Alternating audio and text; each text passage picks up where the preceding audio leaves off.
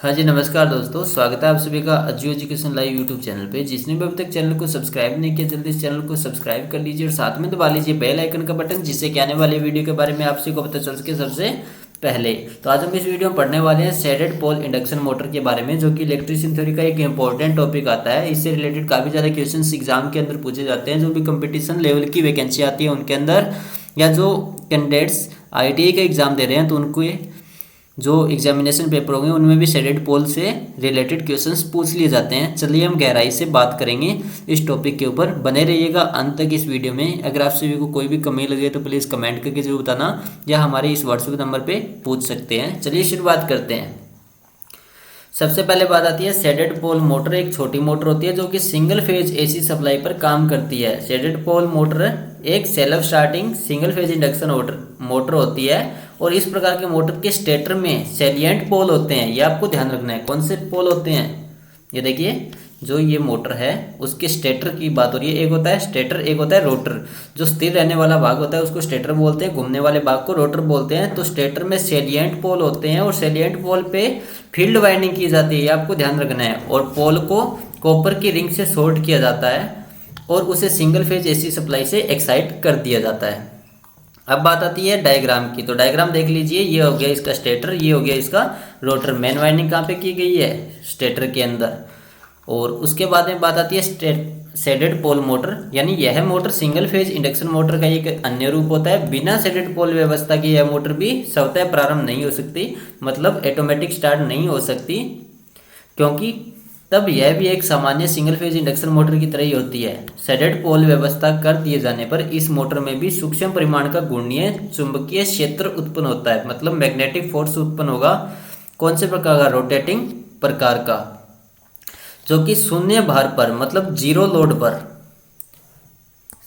Motor को स्वतः प्रारंभ करने के लिए पर्याप्त होता है।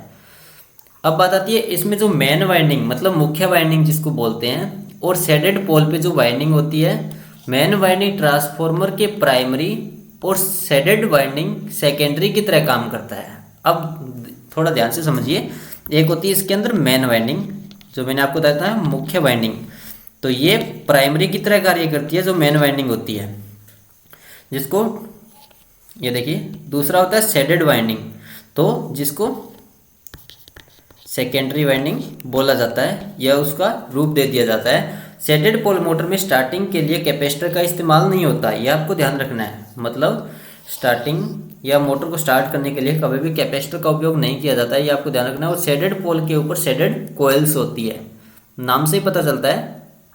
शेडेड पोल मोटर एक ही डायरेक्शन में घूमती है, यह आपको ध्यान रखना है। इंपॉर्टेंट नोटिस है, मोस्ट इंपॉर्टेंट। इसमें डायरेक्शन में बदलाव नहीं होता है, और छोटे रेटिंग में मिलती है। पावर लॉसेस ज़्यादा होते हैं, पावर फैक्टर भी कम होता है इसका। अब बात आती है संरचना की। तो इसकी संरचना किस टाइप से होती है? यह मोटर शेडेड पोल युक्त स्टेटर तथा पिंजरा प्रारूपी रोटर से निर्मित होती है। इसके प्रत्येक पटलित ध्रुव, जो पटलित ध्रुव होते हैं, वो कोर पर एक किनारे से लगभग 1/3 भाग पर एक खांचा कटा होता है। जो पोल होगा उसका 1/3 भाग पर एक खांचा कटा होगा, जो कि ध्रुव नाल या ध्रुव क्रोड के ऊपरी भाग को 2 भागों में बांटता है या विभक्त करता है। मैं आपको डायग्राम में दिखाऊंगा, थोड़ा वेट कीजिए। ये देखिए इस टाइप से। ये देखिए ये पोल है, और ये दूसरा पोल आ गया। इस पोल के अंदर देखिए यहाँ पे ये खांचा कटा हुआ है, यहाँ पे एक वाइंडिंग होती है। समझे आगे आप सभी को? इसको शेडिंग कोयल बोला जाता है। यहाँ पे भी शेडिंग कोयल है, यहाँ पे भी शेडिंग कोयल है। समझे आगे आप सभी को? और ये रोटर होता है, स्क्विरल केज जिसको बोलते हैं, मतलब पिंजरा प्रारूपी, इस टाइप से होता है। और अब बात आती है पोल कोर के छोटे वाले हिस्से में तांबे की एक छोटी पट्टी स्थित होती है, जो कि ताम्र छादन वलय, जिसको शेडिंग कोयल बोलते हैं, कहलाती है, जैसा कि चित्र में आपने देखा है। और ध्रुव पर स्थित इस खांचे के उस ओर का जो भाग होता है जिस पर शेडिंग कोयल स्थापित की हुई होती है, वो ध्रुव का शेडेड पार्ट या शेष दूसरा भाग, जिसको अनशेडेड पार्ट बोलते हैं। इसको अनशेडेड पार्ट भी बोल सकते हैं। मतलब किसको? जो ये खांचा कटा होता है जिसपे शेडिंग कोयल होती है। अब देखिए ये एक और डायग्राम आ गया इसका। अगर जी हम जैसे मान लो ये पोल्स बने हैं, इसके अंदर 1 2 3 4 4 पोल्स हैं, और इसके अंदर ये मुख्य वाइंडिंग होती है। मैंने आपको बताया था स्टेटर के अंदर होती है हमेशा मुख्य वाइंडिंग, जो स्थिर रहने वाला भाग होता है। और यहाँ पे देखिए खांचा कटा होता है, और यहाँ पे इस खांचे के अंदर जो एक साइड वाला हिस्सा होता है वहाँ पे एक कॉइल और स्थापित कर दी जाती है, जिसको शेडेड कॉइल बोला जाता है। और ये बीच में रोटर हो गया, यहाँ से कौन सा मैग्नेटिक रोटेटिंग प्रकार का उत्पन्न होगा, जिससे कि मोटर चलना स्टार्ट होती है। अब बात आती है मोटर का जो मुख्य स्टेटर वाइंडिंग, जो कि एक्साइटिंग वाइंडिंग कहलाता है, जो कि पूरे पोल कोर पर होता है, और इसका संयोजन ठीक वैसा ही होता है जैसे कि अन्य सिंगल फेज मोटर के स्टेटर वाइंडिंग में होता है। समझे आगे होगा आप सभी को। मतलब जो मोटर का मुख्य स्टेटर जिसको स्थिर रहने वाला भाग बोलते हैं, स्टेटर वाइंडिंग जो कि एक्साइटिंग वाइंडिंग कहलाती है, मतलब जिसको प्राइमरी वाइंडिंग भी बोला जाता है, जो कि पूरे पोल कोर पर, जो कि पूरा पोल होता है उसके ऊपर की जाती है। और इसका संयोजन ठीक वैसा ही होता है जैसे कि अन्य सिंगल फेज मोटरों की वाइंडिंग होता है। जैसे अदर जो एसी मोटरें होती है उसके अंदर भी ठीक इसी टाइप से वाइंडिंग की जाती है, लेकिन इसके अंदर अंतर क्या है, इसके अंदर जो पोल है इसके अंदर खांचा काट के यहाँ पे शेडिंग कॉइल स्थापित कर दी जाती है। अब बात आती है कार्यविधि की, तो इसकी कार्यविधि क्या है ये इंपॉर्टेंट आपके लिए। जब मोटर की उत्तेजन कुंडली, जिसको एक्साइटिंग वाइंडिंग बोला जाता है, तो उसको सिंगल फेज एसी स्रोत से या सप्लाई से जोड़ा जाता है, तो मोटर के पोल के दोनों ही भाग फ्लक्स उत्पन्न करते हैं। समझे आगे होगा आप सभी को। मतलब एक्साइटिंग वाइंडिंग को जब सिंगल फेज एसी सप्लाई से जोड़ा जाता है, तो मोटर के जो पोल्स होते हैं उसके दोनों ही भाग क्या करते हैं, फ्लक्स उत्पन्न करते हैं। और शेडेड भाग में स्थित शेडेड जो कॉइल होती है उस पर विद्युत वाहक बल, मतलब जिसको हम ईएमएफ बोलते हैं, ईएमएफ बल प्रेरित होता है, या उसके कारण उत्पन्न जो प्रेरण धारा होती है। समझिए आगे होगा आप सभी को। प्रेरण धारा से जो प्राप्त होने वाला जो फ्लक्स होगा वो लेंज के नियम के अनुसार मुख्य फ्लक्स को प्रभावित करता है। जो मेन फ्लक्स होगा एक्साइटिंग वाइंडिंग के कारण पैदा हुआ, उसको कौन सा फ्लक्स प्रभावित करेगा, जो शेडेड कॉइल के अंदर जो विद्युत वाहक बल पैदा होगा उसके अंदर प्रेरण धारा प्राप्त होगी, उसके कारण क्या होता है, फ्लक्स उत्पन्न होता है, जो कि लेंज के नियम के अनुसार मुख्य फ्लक्स जो होगा, मतलब मेन वाइंडिंग वाला जो स्टेटर वाला या मुख्य पोल वाला, तो उसको प्रभावित करेगा, मतलब उसका विरोध करेगा, और परिणामी फ्लक्स की स्थिति उसी के अनुसार बदलती है। अब आप चित्र को देखिए, समझ में आ जाएगा आपको। आपने देखा होगा ऊपर वाले में, ये देखिए, मतलब यहाँ पे कौन से इस फ्लक्स की बात हो रही है, जो शेडिंग कॉइल वाला फ्लक्स होता है इसकी बात हो रही है। ये दोनों एक दूसरे का विरोध करते हैं। समझिए आगे का आप सभी को।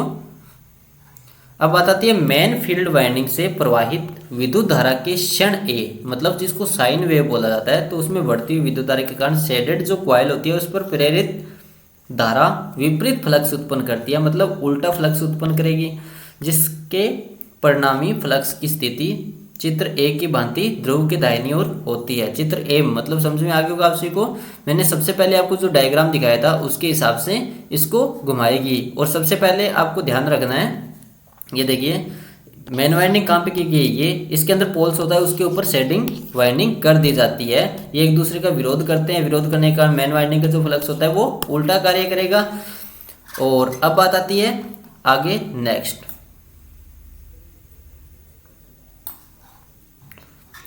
अब बात आती है क्षण बी, मतलब जो बी सिचुएशन है उसमें क्या होगा, बी सिचुएशन में होगा विद्युत धारा परिवर्तन है वो नगण्य होने का कारण, मतलब ना होने का, विद्युत धारा के अंदर परिवर्तन नहीं होगा, उसके कारण शेडेड जो कॉइल होती है उसका फ्लक्स भी नगण्य होता है, मतलब ना के बराबर होता है। समझिए आगे होगा आप को। अब बात आती है सी की, मतलब सिचुएशन सी, तो उसमें क्या होता है, घटती विद्युत धारा के कारण, ये सिचुएशन की बात हो रही है। अगर विद्युत धारा घटेगी तो उसके कारण शेडेड कॉइल के द्वारा जो उत्पन्न होने वाला फ्लक्स है वो मेन वाइंडिंग द्वारा उत्पन्न फ्लक्स की दिशा में होने के कारण परिणामी फ्लक्स की भांति प्रदान करता है। और इस प्रकार शेडेड पोल व्यवस्था में परिणामी फ्लक्स अनशेडेड भाग से शेडेड भाग की ओर घूमने लगता है, मतलब क्लॉकवाइज घूमेगा। यहाँ पर घूर्णीय जो चुंबकीय क्षेत्र की उत्पत्ति हो जाती है, और इस घूर्णीय फ्लक्स मतलब रोटेटिंग फ्लक्स से प्रभावित होकर मोटर को प्रारंभन बलागुण प्राप्त होता है, मतलब स्टार्टिंग टॉर्क प्राप्त होगा, जिससे कि मोटर ऑटोमेटिक घूमती है बगैर कैपेसिटर के। समझे आगे होगा आप सभी को। अब बात आती है इसके उपयोग की, उपयोग कहाँ कहाँ पे किया जाता है। शेडेड पोल मोटर का प्रयोग छोटे पंखों के अंदर, विद्युत घड़ियों में, मापन यंत्रों में किया जाता है। समझ में आ गया होगा आप सभी को।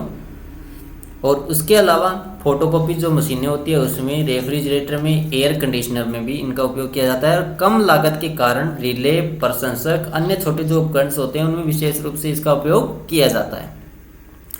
तो दोस्तों आज की क्लास आपको कितनी अच्छी लगी प्लीज़ कमेंट में टाइप करके जरूर बताना, जिससे कि हमारा भी हौसला बढ़े। 100%, 75%, 50% या इससे भी कम। प्लीज़ आप सभी कमेंट करके ज़रूर बताना। अगर आप सभी को कोई भी कमी लगी हो इस वीडियो में, या हमारे व्हाट्सएप नंबर पे मैसेज कर सकते हैं, अवेलेबल है। टेलीग्राम ग्रुप को ज्वाइन कर लीजिए, जिससे कि एक दूसरे स्टूडेंट आपस में डिस्कशन कर सके। धन्यवाद दोस्तों, आप सभी का दिन शुभ हो। आप सभी का प्यार इसी प्रकार से बना रहे Ajju education live YouTube channel के साथ। प्लीज़ चैनल को सब्सक्राइब जरूर कर लेना। जो भी नया स्टूडेंट है, हम आपके लिए बेहतरीन क्लासेस वीडियोज़ लेके आएंगे, ऑब्जेक्टिव टाइप, ऑनलाइन टेस्ट, और जैसा कि आपने देखा होगा पहले भी हमने बहुत सारे वीडियोस अपडेट कर रखे हैं।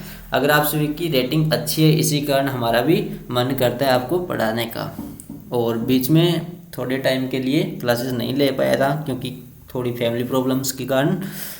तो चलिए दोस्तों, प्लीज़ शेयर जरूर करना और लाइक करना, जिससे कि हमारा भी हौसला बढ़े। आपके पास जितने व्हाट्सएप टेलीग्राम ग्रुप है उन सभी में फैला दीजिए।